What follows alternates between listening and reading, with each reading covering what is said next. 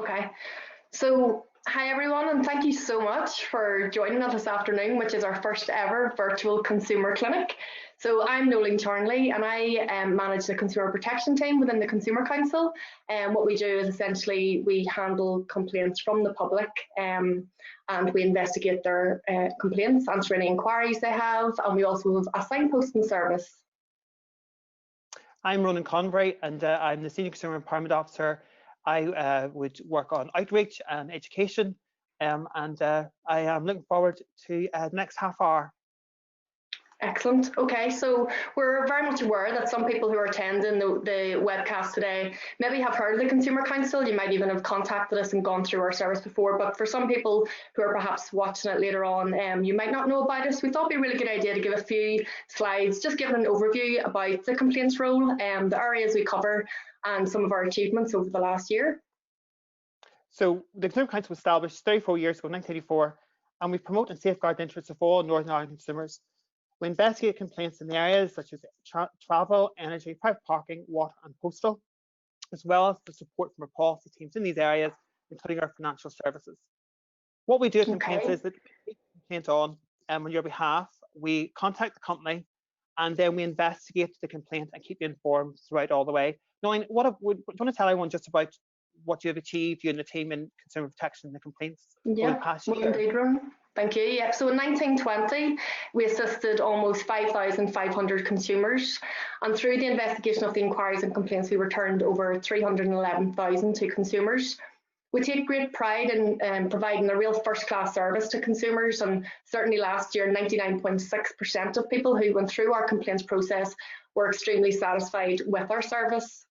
So that's just kind of giving you a bit of an overview of the complaints role and some of the achievements. I am conscious that we have 30 minutes. So what we're going to be doing is over the last week, we've asked people to send us in questions. So we're going to be answering some of those questions along with some that come through on the live feed. So Ronan, if you're ready to kick us off, do you want to take the first question? Yeah, thanks so much, Noleen. So we've got a question from Neve there saying, the other day I received a text message stating that I was owed a tax rebate due to coronavirus. Is this a scam? Absolutely, this is a scam. And what I would say, it's terrible times that scammers are actually using this time to actually scam people out of their money. And just in the month of May, the PSNI has just released figures in Northern Ireland that £644,000 has been taken from people. And the majority of those is actually email scams and on telephone scams. HRMC, gov.uk, DVLA, free school dinners, you will not be contacted by these organisations via text message or by phone messages, social media to inform you that you're either owed money. And I think very often we get these messages into a state of panic, particularly when we get a message about coronavirus.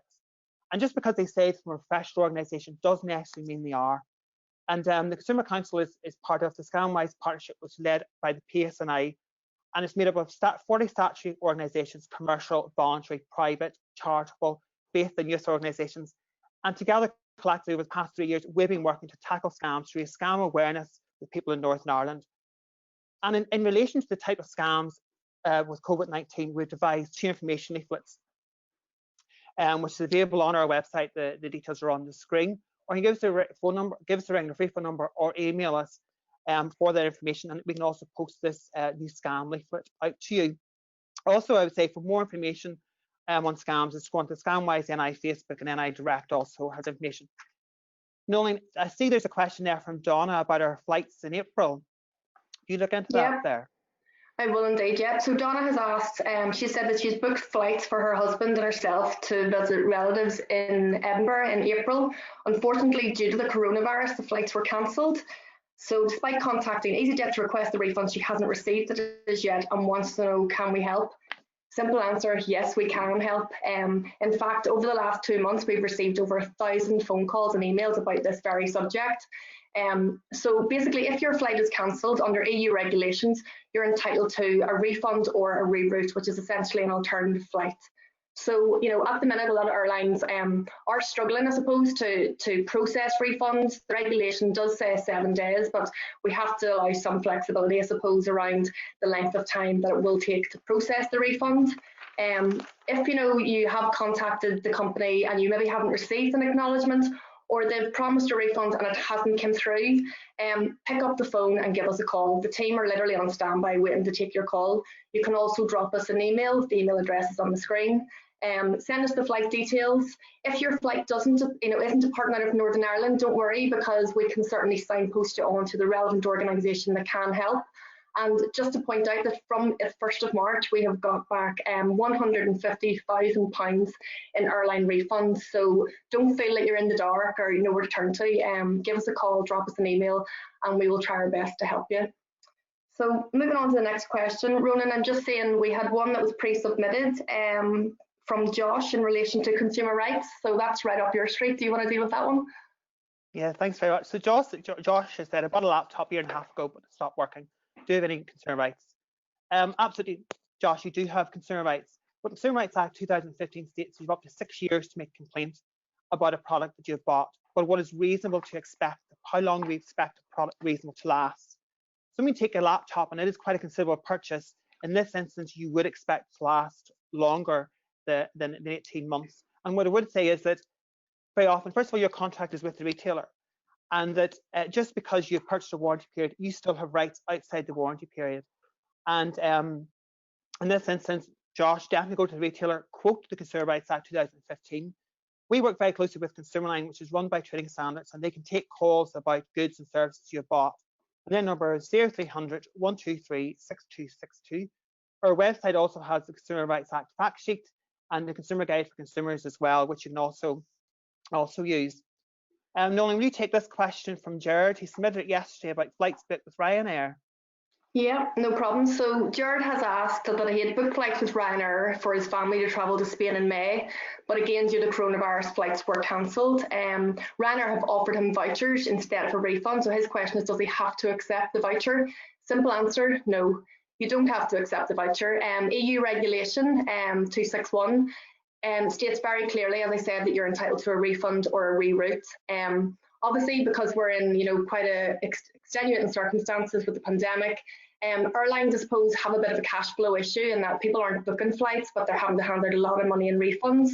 So what a lot of them are doing are offering alternatives in the form of vouchers. What I would say when it comes to vouchers is be very careful before accepting. Read the terms and conditions of the voucher, find out how long it's valid for.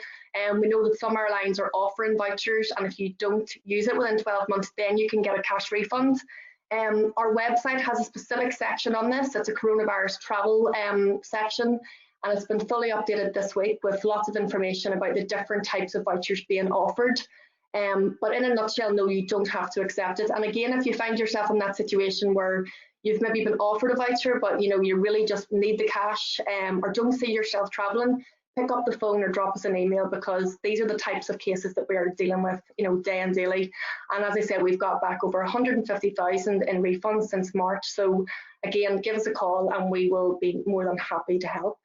Leading on from that, Ronan, I'm actually just seeing in the live, one of the live questions is regarding section 75, which probably follows on quite nicely. So if you wouldn't mind dealing with that one. Yeah, thanks very much. This is Jane Craigfergus. She states her friends tell her that it's better to use a debit card for online purchases instead of credit card. I think they're wrong. Which one offers better crime protection? Brilliant question. Thanks very much for submitting it. I'm going to explain. You actually have rights with both your credit card and your debit card, and I explain both. We have an information leaflet called Safer Ways to Pay, which you can download. And Noleen, I think you have it. You might have it there. I think you have all the leaflets beside you, so thanks for that. Or we can again post that out to you. What the legislation states that if you buy a single item over £100, consider using your credit card. Because in instances where if something goes wrong, the product doesn't turn up, or the company goes bust, you have protection on the Consumer Credit Act of 1974. This means that your credit card is jointly liable. Even if you pay a small deposit on your credit card and pay the rest either in cash or your debit card, as long as the single item is over £100, you're protected under this law. When it comes to debit card, and we're quite well aware that people don't like credit cards, they don't like added interest, they may not use one, you also have rights using your debit card. And this is a voluntary process called a chargeback. So anything costing less than £100, you can use your debit card. And here's a myth buster. People assume that when we're shopping online, we have to use a credit card. But unless the item is over £100, you have no protection. So with the chargeback process, if something goes wrong, the product doesn't turn up, the company goes bust, you have 120 days to contact your financial institution and fill in the chargeback form and process. What I would say as well, leading on to that question from Jared, we are aware of calls that consumers are getting where they aren't getting a refund. The companies aren't answering the telephone. They maybe have spent quite a lot of money on holiday. So in these instances, you'd contact your card provider, whether you paid by your credit card or you're paid by your debit card, and ask them and say, can you help me? What advice can you help? What advice can you offer me? Because I'm not getting anywhere with this company. This is actually one of the questions when I do my outreach along with my colleague Charnley, is that people aren't aware of their rights depending on how they pay. So certainly we have a consumer rights quiz on our website using SurveyMonkey. And you can go on that and learn a wee bit more about consumer rights. And I think it's all about educating and empowering consumers around this question. Noleen, I see Claire submitted a question, a very topical issue at the minute. It's private car parking. Would you answer that one, please? Of course, yeah. So Claire has written that she's received a parking charge notice from a private parking company. Her friends are telling her to ignore it. What advice would we give on this? Definitely do not ignore it. That would probably be one of the most important things we would say. So basically, if you get a parking charge notice and say you do ignore it, what happens is it starts off at 60, increases to 100, then goes to 170, and at that point it's passed the debt collection agency. Some parking operators operating in Northern Ireland are also taking people to court. We are also aware of, so for example, say you were very unlucky to get another 2 or 3 parking charges on top of the one you've received. Some companies are actually clamping, so it certainly doesn't pay to ignore it. Our advice to you is if you've got a parking charge notice, contact us first. Do not contact the company, do not ignore it. Contact us on our free phone number or our email address. And what we can do is we can talk you through the different options, talk about the legislation, explain to you how we challenge them. If you haven't contacted the company, then we can certainly appeal it for you. If you have contacted the company, then we can tell you what the next steps are. We also have a fantastic fact sheet on our website, Ronan, and it has top tips on how to avoid it, because ultimately that's the end goal. We want to educate people on how to just not receive a parking charge notice in the first place. Christmas time, we were completely inundated with people who had been out shopping, doing their Christmas shopping in shopping centres, obviously staying longer than they would normally, and within a couple of weeks, received a parking charge notice in the post. And to be fair, the letters that they send, especially the debt recovery letters, the wording it's extremely, threatening, and a lot of people get very anxious by them. But certainly don't put your head in the sand. Come to us. We can give you all the advice and all the help you need. So I hope that answers your question, Claire. And Noleen, how many calls do you receive, or how many emails did you receive from consumers in the last year, and how much money would you have a figure that was returned to consumers on this particular private car parking? No problem. As you started off, Ronan, it is a real topical type of query we would get. So last year we were contacted by over 2,000 consumers who had received parking charge notices, and the team successfully overturned almost £200,000 worth of parking charge notices.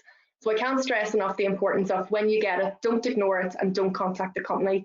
Pick up the phone, ring our free phone number, drop us an email. It's a very simple process, and within 2 to 3 weeks, the parking charge notice could be cancelled, and you can, be rest assured that you won't be receiving any further debt recovery letters. So just looking at the next question, Ronan, we have a fantastic question from Robert in relation to switching electricity suppliers. I know that's something you talk about at your outreach, if you want to answer that one. Thanks very much. Yeah, so Robert is debating whether or not to switch electricity supplier, and he's pondering it now, I think he said, past few weeks, and keeps putting off. So what's the best way about going to do this? Recently, there's been a number of price reductions from the electricity supplier, so now is a really good time to consider switching. And I appreciate that some people are maybe nervous or scared, or to switch their supplier. But when you consider switching, certainly you want to do a bit of research. You want to look at your price. So if you're, for example, looking at very price conscious, maybe looking at reducing the price you pay to your supplier. Different payment options, whether you're paying monthly, quarterly, or pay as you go, and then of course customer service. The consumer council can actually help you, Robert, with your concerns. So please give us a ring, drop us an email, and we'll talk you through different processes. What we have on our website is, first of all, we have the electricity comparison tool. Sorry, the energy price comparison tool. What this allows is it means that 5 clicks later, it will actually tell you how much you can see about your current electricity. So you're going to put in your current supplier, how you currently pay, how much you pay, and then it'll actually tell you. We also have our electricity comparison as well. And this is a table which we can send out in the post, or you can download from our website. But certainly, don't be scared. Please give us a ring or talk to us. And that's certainly what Noleen, your team, takes a number of calls about when people are switching or when we hear news about price reduction in the news. Always remember, what I would say is you always have a 14-day cooling off period. So maybe you're switching, I'm not sure. And if you complain at all about the switching process or any other energy complaints, Noleen, that's certainly what your team can please give Noleen and her team a ring or an email. The Consumer Council would be happy to help on this one. Yeah, we actually get a lot of calls about this. The team, they've all been trained to kind of, go through bills and to go through the tool with you. It is very simple. All you need when you ring us is, if you are a credit meter customer and you do get bills, is a bill, or if you're a pay-as-you-go customer, just a bit of a rough idea as to how much you spend on a monthly basis. It is amazing. Actually, a lot of people think that there's maybe no savings to be made, but certainly, from consumers who have contacted us, it's the small things, switching a supplier. If it saves you 40, 50 pounds, it's better off in your pocket, and why would you pay more expensive for electricity when you can get it cheaper elsewhere? So also, just to mention, we have a switch on guide, which basically tells you everything about the switching process. It has all the supplier numbers and details in it. And again, that's available to download on the website, or if you want a hard copy, we can certainly get one posted out to you. Thanks, Noleen. Noleen, there's a message coming through, Stacey, in the webinar about a refund from Ryanair. Would you take that one, please? I can indeed, yeah. We're getting a lot of travel-related ones today, Ronan, probably because it's quite a big topic for people at the minute, and everybody's affected because of the coronavirus. So Stacey has asked a question regarding Ryanair. She's basically said she's contacted Ryanair for a refund because her flight was cancelled. They've told her it's going to take up to 90 days to get the refund and to process it. Are they allowed to take this long to issue the refund? Again, under EU Regulation 261, it very clearly stipulates that the refund should be processed within 7 days. Now, the regulation, unfortunately, doesn't really take into account, huge pandemics like the coronavirus, and airlines, tour operators, everyone's under a bit of pressure at the minute in terms of getting refunds processed. So what I would say is, consumers and everybody should try and be a wee bit flexible and allow a bit of extra time to process the refund. Certainly from the complaints we're getting, and having dealt with a lot of the airlines, we're seeing a variety of timeframes to process refunds. EasyJet are processing it perhaps within 7 days. We've heard of some taking maybe a bit longer, 28 days. Ryanair at the minute, probably would be one of the longer ones at 90 days. What I would say is that we are working very closely with the regulator, both in the UK and in the Republic, to highlight this as an issue, because it is essentially, I suppose, a breach of the EU regulation. But it's up to those regulators to take action. This week, we've actually just seen that in Spain, they are potentially going to start taking legal action against airlines who aren't issuing refunds, or perhaps issuing them within that time frame. So this may set a precedent, in terms of action that some of the other countries within the EU will take. But certainly at the minute, if you've been told 90 days, we would say wait it out. And if your refund isn't forthcoming, or maybe you're just concerned that you want to be double sure that you're on that refund list, just drop us an email or call us, because we can contact the company for you. And just even if it's just an email to get some reassurance, we can certainly do that. So we also, the fact sheet that I mentioned earlier has information about all the airlines. So I would certainly say to have a look on the website, or if you need a hard copy, contact us and we can get that posted out to you.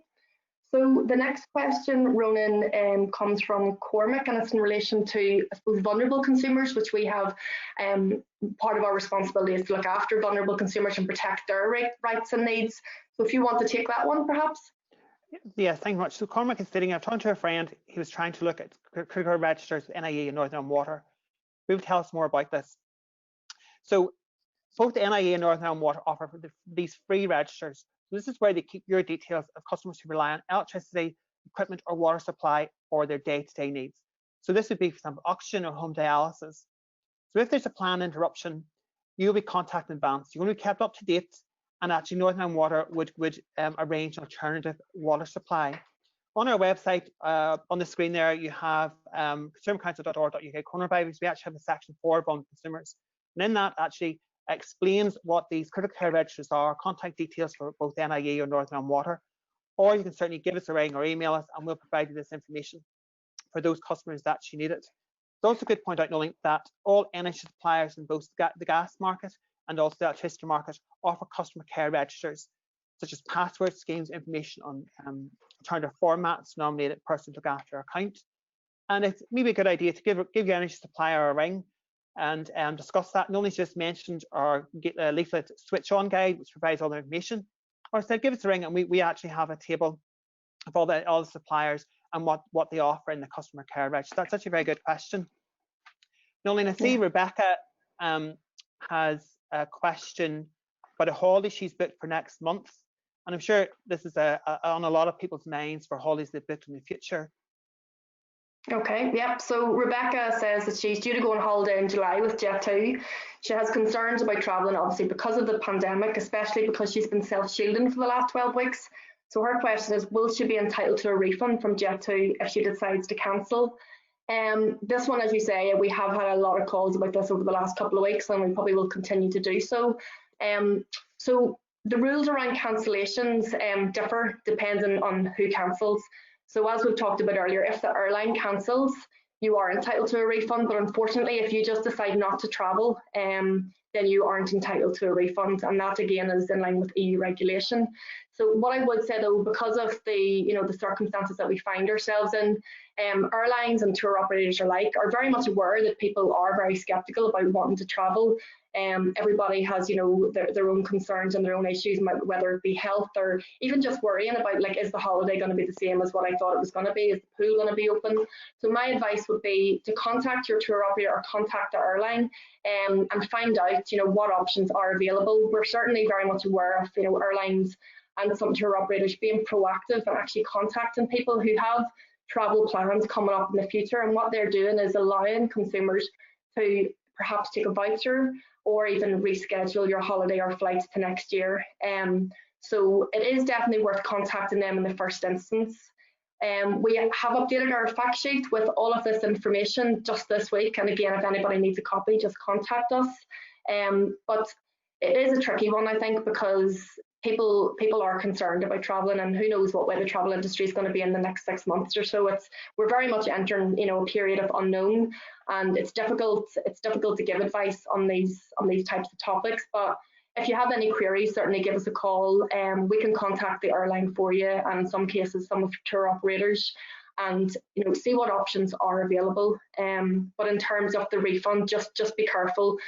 Don't assume you are going to get a refund. And I suppose maybe just to add that if you're considering vouchers, think long and hard about it. There's lots of obviously variables and factors to kind of take into account with vouchers. Again, the website has all the information on that, but don't assume that if you leave it, you'll maybe be able to take the voucher afterwards, because if the flight goes ahead and you just don't show up for the flight, then the airline is really under no obligation to offer anything at that point, because they're being quite proactive, before the flight. So that would be my advice. But again, any concerns, just give us a call and we can answer and deal with more specific cases as they come in.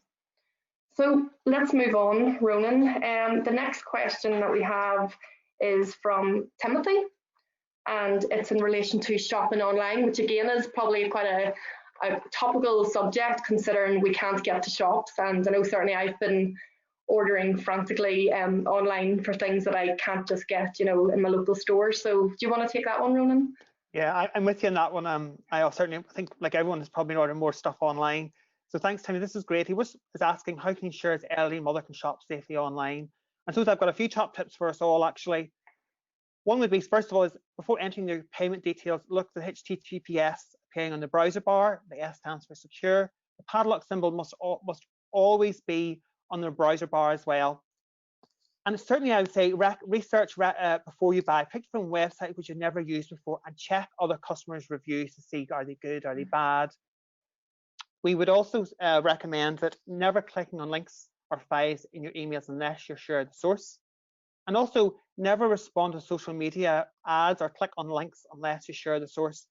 And one of the things that keeps cropping up is that never respond to private messages. And this is where maybe you're looking at buying someone, you get a private message to say, we'll not get additional discount if you pay them directly, here's your bank account details. What's happening is that people will think, God, this is great, and they will transfer the money to someone's bank accounts and the product doesn't turn up. We have information called Shopping Safely Online. Again, please contact us, email or telephone number, or we can also post information out available on our website. Well, and I appreciate you and I. Can't believe the time is flying. With maybe one more live question there from you. About water usage at home. She's just asking, the spell of dry weather, I was thinking about water conservation. Any top tips about saving water at home in the garden? Well, I suppose last week that was probably, on people's minds, because I know Northern Ireland Water have certainly been putting out messages on social media and have concerns that water levels were running low, and it's probably due to the fact that we're all at home and everyone's using a lot more water. I know certainly my neighbours were filling paddling pools and had sprinklers on and power hosing, as you do whenever the sun comes out. So I kind of think that these type of questions, a lot of the guidance around it is common sense, essentially. So it's the simple things like when you're brushing your teeth to turn the water off. Obviously, don't be leaving sprinklers on overnight. And in terms of hot tubs and paddling pools, kind of only fill them up when you need to. And if NI Water are issuing statements, asking people to conserve water, then maybe consider not filling the paddling pool for the kids. So Ronan, have you anything to add on that one? Yeah, it's very interesting. We have a sustainability quiz on our website, and one of the questions is, how much the average person use of water? And I'll give this one answer, I won't give the rest of the answers. The average person uses 150 litres of water a day. Can you imagine a litre water bottle multiplied by 150? And it just shows you, and maybe we do have to think about, as you said, turning the taps off, only filling the kettle with water, not using paddling pools. As I mentioned there, the quiz is on our website. We've got a sustainability quiz where we mentioned the consumer rights quizzes, and there's also a quiz on scamming. It's a lovely way to get the family involved through SurveyMonkey, see how well you're doing and how we can do better with water conservation. Noleen, I appreciate we're very short in time, so I just want to thank you very much virtually. Lovely to see you.